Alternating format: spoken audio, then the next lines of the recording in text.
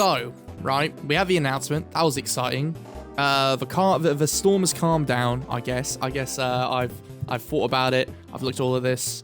I've seen people's reactions. And yeah, initially, right, it is exciting. I'm seeing some people be like, oh, they're disappointed a little bit that so much was leaked beforehand, which makes total sense because we sort of already knew about these colors and stuff, which is unfortunate. It would have been nice if it was a complete surprise, but you know, that's the way the world is, I guess. And regardless, it is exciting that we finally have legitimate official information from Nintendo about this. I think that is what really stands out to me. And you know, I could do a video first off and like just, you know, giving my raw opinions about stuff. Also, some people are talking about how this could be snappy. You know, the idea of it being like some games aren't going to be compatible. What does that mean? You know, there's a lot of like really interesting questions and content ideas which I could jump in immediately to talk about, which I'm sure many other people are talking about already. However, one thing which I really want to talk about with Switch 2 initially, just as my first gut video, is nothing to do with the console itself. It's to do with Mario Kart, specifically the character designs, and more specifically this little geezer down here. Do you see him? That little creature. Yeah, he's pretty cool. He's very cool. So they redesigned DK. And it's so funny that this happened because literally like yesterday or the day before, me and a couple of my friends were like just talking about Donkey Kong designs and which one we like the most.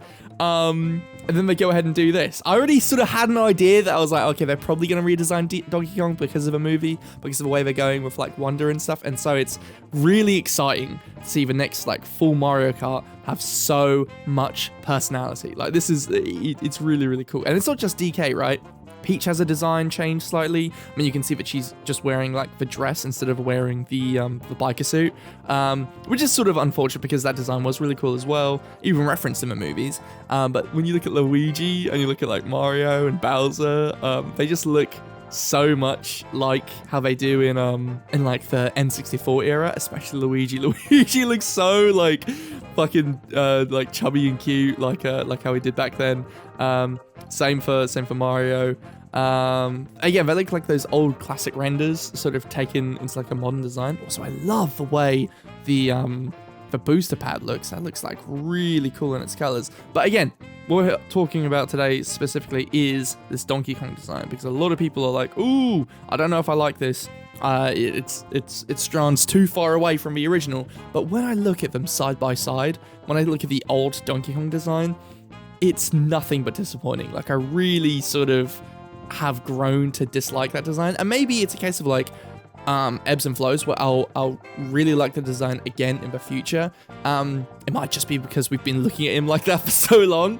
But for all the other characters to get like these refreshes, to have DK have basically his eyes and facial expression like quote unquote fixed or quote unquote like adjusted or whatever, I feel like he can be so much more expressive than he is currently with his like Battletoad eyes, right? It's just so cool. And they made his eyes like less spherical, like they're more like wider now. I will say it seems to like he looks so cool.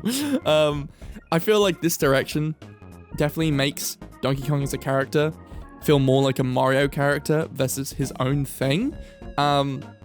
And I don't know if that's a decision Nintendo wants to do, or they're leaning into, or what the idea with that is, especially when we also look at Diddy Kong, and Diddy Kong has like his weird Sonic eye, where it's just like one big like unit eye, which I'm really curious what Diddy Kong will look like in this game. If Diddy Kong's not in the new Mario Kart, I'm gonna throw my shoes. I don't know. That's not very aggressive, but you get what I'm saying. We see there's Waluigi back there as well.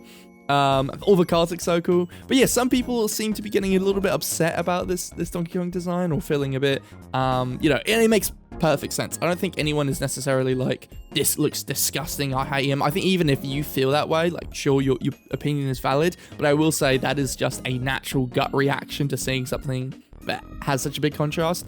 I think for someone like me, who sort of, or for many people who are like diehard Mario fans, who have seen DK's design slightly evolve and change it, and again, like from the movie design, seeing that sort of appreciation of the older Donkey Kong designs from Miyamoto, it's like, oh, actually, wait, this is sort of like a nice middle ground. And I think seeing characters evolve regardless is always better than stagnation, you know?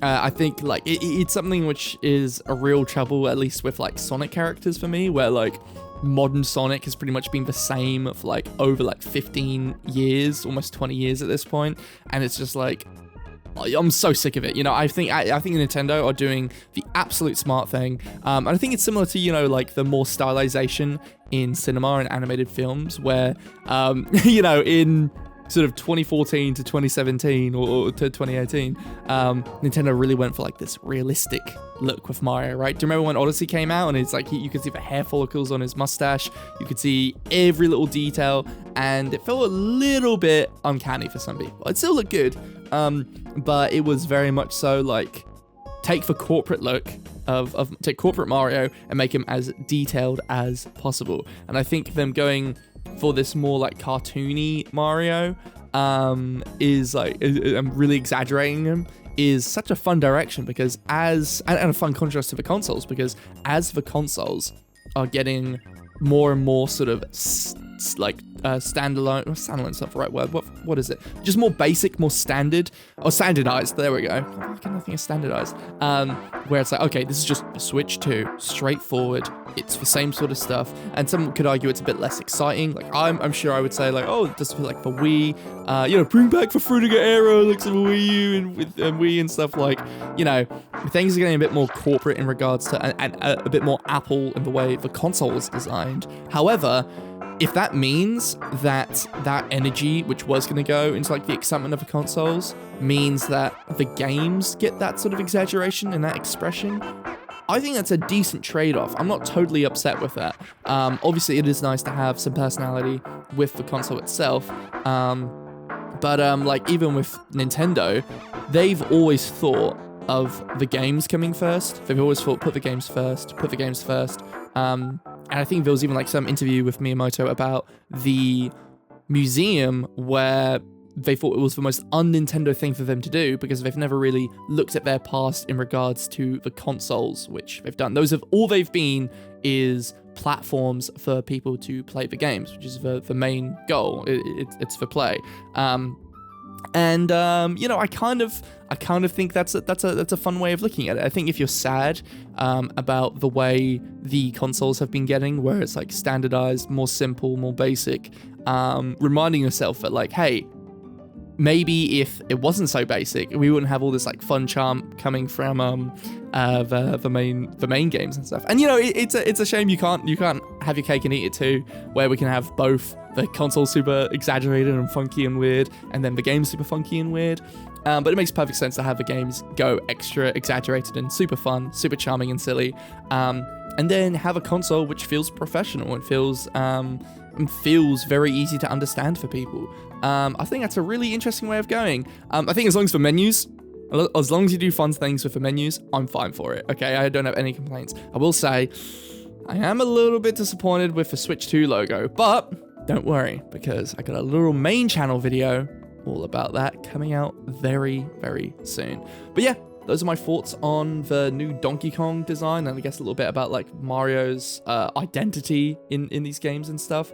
And I hope that as time goes on, we learn more about these games, and I'm really excited to hear more about this console. So keep it locked to the GetMadz channel for all things related to the Nintendo Switch 2.